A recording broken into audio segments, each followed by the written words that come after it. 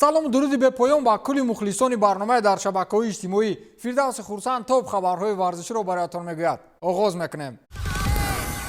дар Каталония беҳтарин бозигари дастаи Барселонаро дар мавсими 2020-2021 интихоб карданд ва ба таври ҳангомавӣ ин бозигар Месси нест. کم کم نام او را از روی خطا میگیرند و شما هم با این فوتبالباز بزرگ خیر خوش کردن گیرید. گپ سری از بارسا رفتن او نمیرود، بلکه سین و سال و در عرفه خاتمه یابی اپوخه فوتبالی قرار داشتنهایش میرود. بیش از 5000 مخلص طریق آوازدهی سگانه بهترین دسته را انتخاب کردند که اونجا اسم فرانکی دیونگ، لیونل مسی و دروازه‌بان مارک اندره ترشتگن درج گردیده است. هیئت دیرکتوران باشگاه، ژورنالیستان رسانه‌های کاتالونی و نمایندگان فان کلوب بارسلونا اعضای حکمان بودند و در نتیجه تحلیل و بررسی نهایتا فوتبالباز بهترین دسته را معین ساختند و آن را طریق سامانه رسمیشان رسانه‌ای کردند. بهترین فوتبالباز دسته در موسم قبلی فرانکی دیونگ دانسته شد. این را در صداقت نسبت باشگاه و آماده بودن او در دلخواه موقع میدان در رفت بازی دانستند و اسم مسی را بعد او گذاشتند. بیچاره باشگاه نمیداند مسی را چه خیلی فهماند که دیگر لازم نیست. وقتی که از میان دشمنان کسی با شما همراه می شود، این خیل آدم را دیگر نمی بخشند. دسته اورتون سرمربی نوی خود را معرفی کرد و این نفر رافائل بنیتس می باشد. این مربی قبلا با دسته لیورپول که دشمنی ازلی و اشدی دسته اورتون به حساب می رود مدت 6 سال کار کرده است. دیروز سامانه رسمی دسته اورتون خبر داد که باشگاه با رافائل بنیتس شرطنامه 3 ساله به امضا رسانید. بنیتس در این مورد گفت که من خرسندم از آن که با دسته اورتون پیوست شدم. مرا مناسبت و نقشه های باشگاه حیران می‌سازد. آنها می‌خواهند که این باشگاه تاریخی با موفقیت‌های زیاد نایل گردد. چگونه گفتند قبلا رفا با دسته لیورپول 6 سال کار کرده است و در این زمان موسم 2004-2005 با گرفتن جایزه لیگ چمپیون‌ها دست یافته است. لیورپول و اورتون دو دسته با هم دشمنی داشته تاریخی می باشند که گزارش فوتبالبازان میان این دو دسته کمی اندر کم به میان می آید. اما مخلصان از آن عصبی نیستند که از میان دشمنان کسی را اینجا آوردند. آنها را مهارت و نتیجه های آخری مربی نگران کرده است. آنها میگن پرزیدنت باشگاه گویا که برای کل مخلصان دسته توف کرد و او را سرمربی انتخاب نمود. گپ با سر مخلصان از یکدیگر ملال می رود. اوکراین با گفت یک دوست من برادر بیگانه شده روسیه به مرحله یک چهارنهایی رفت و برادر کلانی روسیه بزرگ حتی از گروه نبرآمد. بعد علامت نمیکند. خلاص در رفت بازی اوکراین و شویتسیا در دور یک هشت‌نهایی یک مخلص منتخب روسیه مورد لاتوکوب قرار گرفت. این در حال سر زد که یک نفر با پرچم روسیه جانب مخلصان اوکراین رفت و معلوم است که او نزد کدام یک دوست اوکراینی خود رفته است. با او دوستش عکس گرفت، خرسندی کرد و برگشت به جای خود. اما در راه مثل راهزنها مخلصان اوکراین بر او در افتادند. پرچم او را گرفته سوی دیگر پرتافتند. چند مخلص دیگر اوکراینی با کمک او شتافتند و او را از چنگ دیگران نجات دادند. در میدان فوتبال و در منبر مسئله های سیاسی حل می شود. آخر مثل بعضی ها در همین حالت او استحقاق پرچم روسیه را یک سو گذاشته و پرچم اوکراین را می گرفت. نه سیخ مسوخ نه کباب. در انگلیای بزرگ با کلی لاف زدن از داشتن تمدن و فرهنگ و تحمل پذیری و آموختن آدمان با همراه شوی مدنیت غربی حالا مردم ضد یک کودک بیگناه هستند.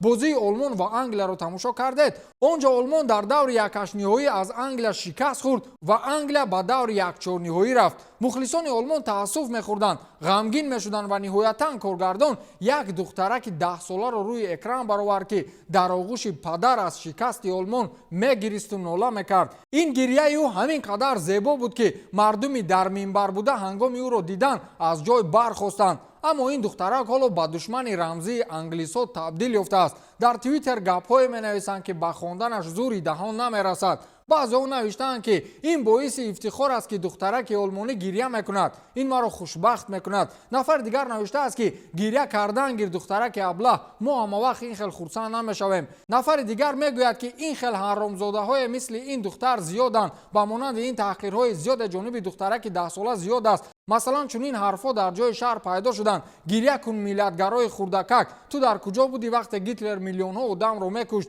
خلاص زیر این عکس هیچ انگلیس گپ خوب ندارد. تنها یک نفر نوشته است که یک دانه اشک این دخترک زیبا از کل شما بدخواهان بالا است. хабари на он қадар хуб барои мухлисони Тони Кроос. пойгоҳи хабарии марка дар такя ба манбаи билд хабар дод ки Тони Кроос карьераи футболии худро дар мунтахаби олмон хотима мебахшад. ин дар ҳоле аст ки олмон аз даври якашниҳоии чемпионати аврупо ба қавле парид ва Кроос ба хулосае омад ки бо пироҳани ин тим дигар майдондорӣ накунад. ба иттилои марка хулосае аз мунтахаб баромадани худро Кроос ба як дӯсти наздикаш гуфтааст ва ҳамин тавр ин иттилоъ ба пойгоҳи хабарии билд расид. Кроос аз соли 2010 инҷониб шарафи мунтахаби олмонро ҳимоя мекард ва то ин дам ӯ дар 101 бозӣ ба задани 17 гол ва 19 паси головар даст ёфтааст. акнун як қисми машинаи олмонӣ дар арафаи азкормонист. боз як хабари на он қадар хуш барои мухлисони Роналду не балки Ювентус. дастаи Турини футболбози беҳтарини таърихашро аз даст медиҳад. ин дар ҳоле аст ки Криштиану Роналду ба раҳбарияти бошгоҳ ҳушдор додааст ки ӯ аз тамдиди шартнома даст мекашад. Роналду бо дастаи Ювентус шартнома намекунад. ин маънои онро дорад ки португалӣ ин тобистон ба дастаи дигар мегузарад. вале ҳоло бошгоҳи итолиёвӣ ягон даъвати расмӣ аз дигар бошгоҳҳои футболиро нагирифтааст. пештар хабар дода шуд ки Жорже Мендеш агенти Криштиану Роналду бо роҳбарияти бошгоҳи Ювентус дар мавриди тамдиди шартнома гуфтугӯ мегузаронад. аз ин бармеояд ки дар ин гуфтугӯ тарафайн ба мувофиқа наёмаданд ва ин агент барои Роналду бошгоҳи нав меҷӯяд. пештар суханҳо дар мавриди ба ПСЖ рафтани Роналду зиёд буд, вале ин ба шарте амалӣ мешуд ки Мбаппе аз ПСЖ биравад. хулоса ҳоло чизе дар ин маврид маълум нест. агар Мбаппе аз ПСЖ наравад, дигар ҳеҷ дастаи хостори овардани Роналду нест. пас маҷбур аст ки ё ба Спортинг баргардад ё ба моҳири ёвон равад. пеш аз оғози чемпионати аврупо ёд доред ки мардум фаворитҳои чемпионӣ киёро мегуфтанд? фаронса, олмон, португалия, хулас чандтои дигар. мушкилтарин гурӯҳ ё худ гурӯҳи марг оне буд ки он ҷо фаронса, олмон, португалия ва венгрия қарор доштанд. баъди марҳилаи гурӯҳӣ аз гурӯҳи марг ҳеҷ кадомашон зинда намонд ва ба қавли мардумӣ гурӯҳи марг ба чанги марг афтоданд. шуморо намедонам, вале беҳтарин дастаи гурӯҳи марг ба назари ман ин дастаи венгрия буд. онҳо мардонавор ва арзанда муқобили дилхоҳ ҳарифашон бозӣ карданд. дар мавриди маҳв шудани аъзоҳои гурӯҳи марг дирӯз дар саҳифаи инстаграми худ сармураббии тими миллии Венгрия Марко Росси шӯхиомез аксеро гузошт ки он ҷо Мбаппе аз Фаронса, Роналду аз Португалия ва Нойер аз Олмону худи ӯ мисли муаллим дар даст папка ба соҳили баҳр меравад. ҳамчунин навиштааст киtovухӯрии наздик дар соҳили баҳр. ин ба назар як акси оддист, вале пушти худ ҳикмате дорад ки дар борааш бояд як ҳафта ҳарф занем.